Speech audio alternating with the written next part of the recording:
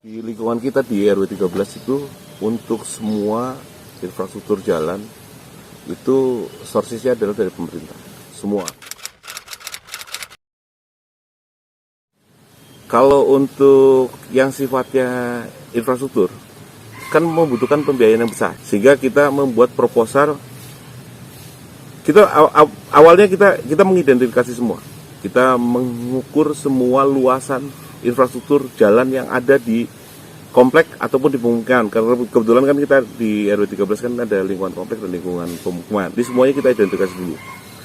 Nah, secara bertahap kita melakukan approach, kita mengajukan proposal di forum Musrembang namanya. Musyawarah Perencanaan Pembangunan di lingkup kelurahan. Kita juga membackup dengan mengajukan proposal yang sama, kontennya sama, ke dinas terkait. Jadi kalau misalkan di jalan di pemukiman itu kan arahnya di permukiman, ya kita doublein. Kalau di komplek itu nanti ranahnya adalah di PUPR, ya kita ajukan sebagai backup atas proposal kita yang ada di forum Musrembang. Nah, proses ini nanti kita gawangin. Secara periodik kita remind ke dinas terkait. Kita bawakan juga di forum Musrembang tahun berikutnya untuk memastikan bahwa proposal kita itu sudah masuk line up untuk anggaran di tahun-tahun yang bersamaan ataupun next period.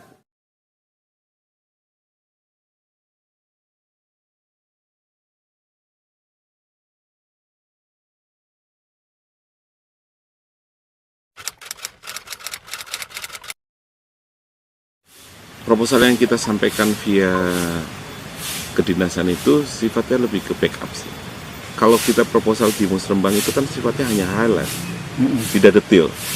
Tapi kalau untuk proposal detailnya kita submit ke kedinasan. Tapi tetap aja kita tidak membypass kelurahan. Kita tetap berkoordinasi dengan kelurahan, kita mendapatkan persetujuan dari lurah untuk pengajuan proposal secara langsung ke kedinasan. Itu sifatnya sebenarnya lebih ke ikhtiar sih, ya, untuk memaksimalkan proposal yang kita sampaikan. Gitu. Enggak, dinas itu dia tidak deny, mereka welcome untuk apapun proposal dari masyarakat ataupun lingkungan yang kita sampaikan ke mereka. Itu enggak ada namanya istilah ini dikhususkan, ini enggak seperti itu. Semuanya diberi kesempatan yang sama sih. Tergantung kitanya aja. Kitanya mau nggak untuk berikhtiar seperti itu. So far gini, jadi so far cukup efektif. Tapi tidak semua proposal yang kita ajukan dari misalkan 5 atau 10 itu semuanya terdeliver, karena kan pemerintah juga punya keterbatasan dari sisi anggaran. Jadi, tapi at least bahwa ikhtiar yang kita lakukan itu ya lumayan cukup efektif. Dari at least dari 5 kita bisa tembus 3. Harus aktif.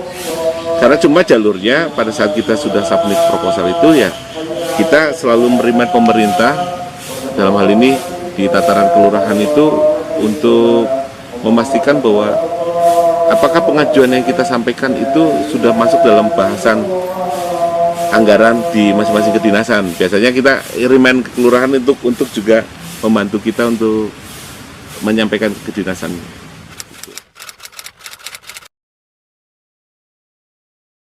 Sejauh ini sih respon dari dinas juga cukup baik sih. Artinya pada saat kita mempertanyakan proposal kita, ya mereka juga aktif untuk mengunjungi kita itu, untuk visit, untuk melihat situasinya, real situasinya. Atau misalkan mereka mendelegasikan ke konsultan project untuk yang akan mengerjakan itu seperti apa, mereka cukup responsif.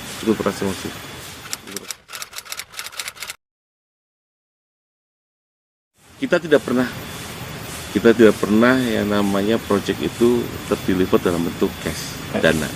Jadi semuanya dalam bentuk project.